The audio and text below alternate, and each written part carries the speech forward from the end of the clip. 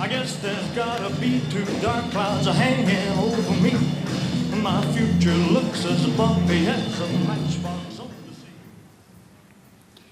If you were to ask me what I'm doing on the weekend a month from now, I could tell you to the minute exactly what I will be doing.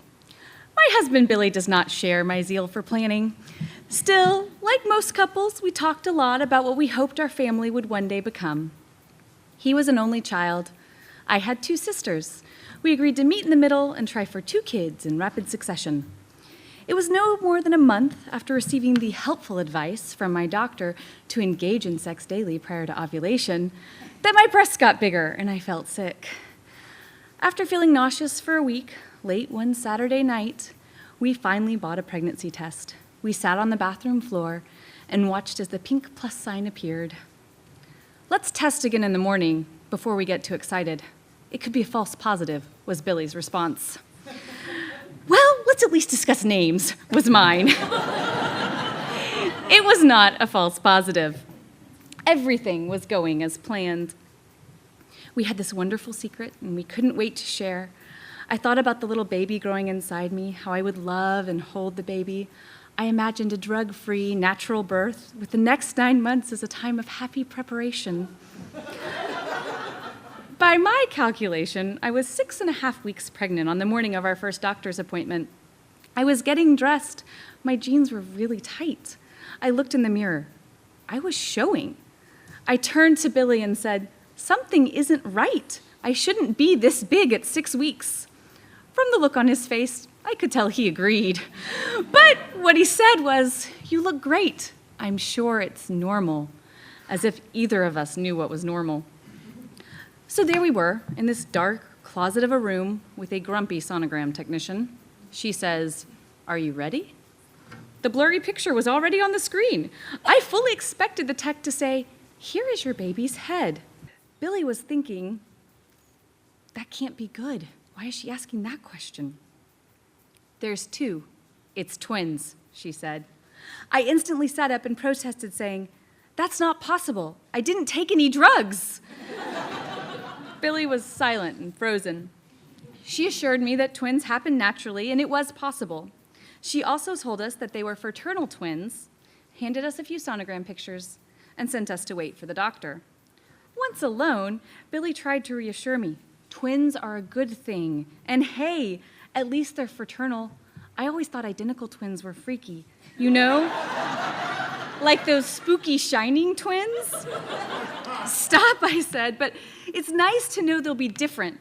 Wouldn't it be great if we had a boy and a girl?" As we were ushered into the doctor's office, the first thing she told us was that we wouldn't know if the twins were identical or fraternal until a DNA test was performed after they were born. She warned me that my pregnancy was classified as high risk and that I might lose one or both babies, especially the one that appeared to be smaller. The list of shouldn'ts, can'ts, and what-ifs was long. I left the appointment in shock. I hadn't planned on this. I was constantly sick. The cute, glowing pregnancy with adorable maternity outfits I had dreamed of never materialized. I was instantly huge and always going to a doctor's office, and I worried all the time. I knew the incidence of complications with twin pregnancy and the long-term effects of prematurity on children. Would I be on bed rest? Would the babies be in the NICU? How much would this cost? How would I care for 2 infants at once?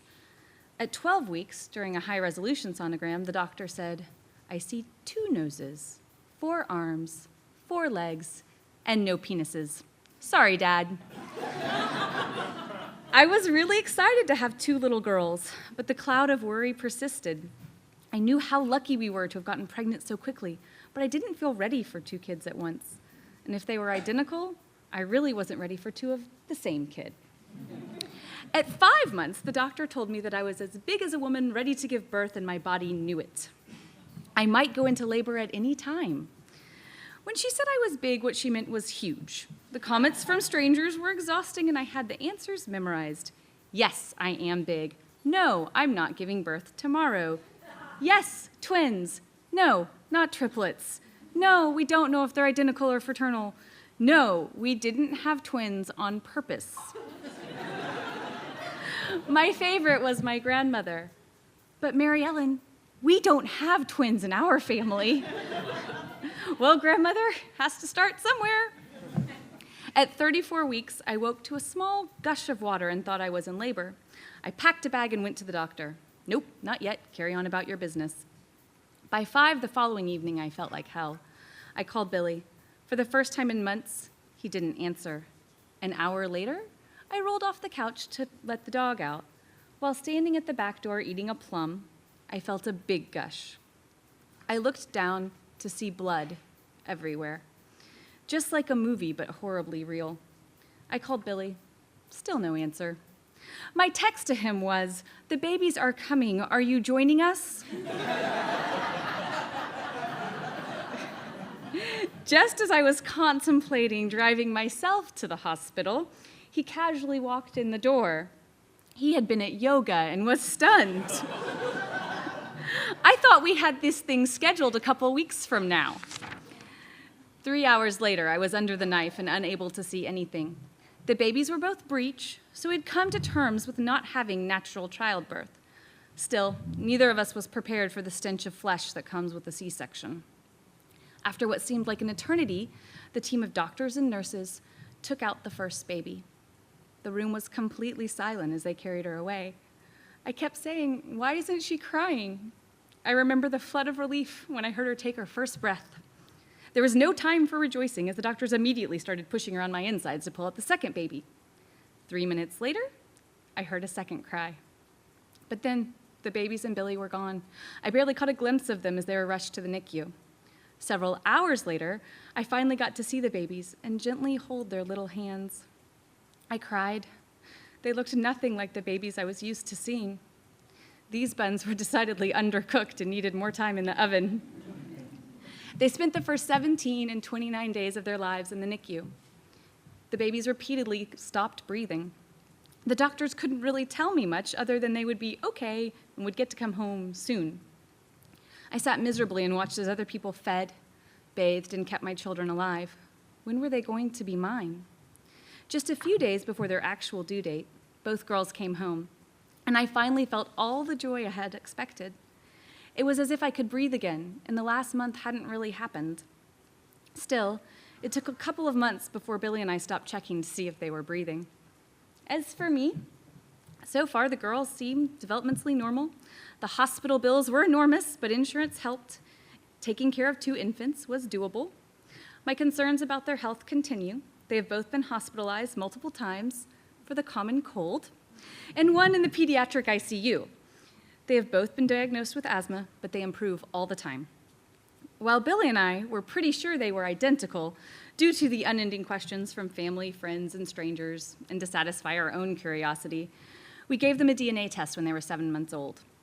It turns out we did have 2 of the same baby. Now they are 2 regular 3-year-olds that are really lucky to live with their best friend. As their parents, we are blessed to have kids that are constantly entertained. I love watching them play and giggle, which they do all the time. I look at my life now, and I can't believe that I ever imagined it any other way. Billy is working through his identical twin prejudice and has been pushing to dress the girls as the Shining Twins for Halloween. But this year, we're doing Peter Pan and Tinkerbell. As for next year, we'll see. I've given up planning that far in advance.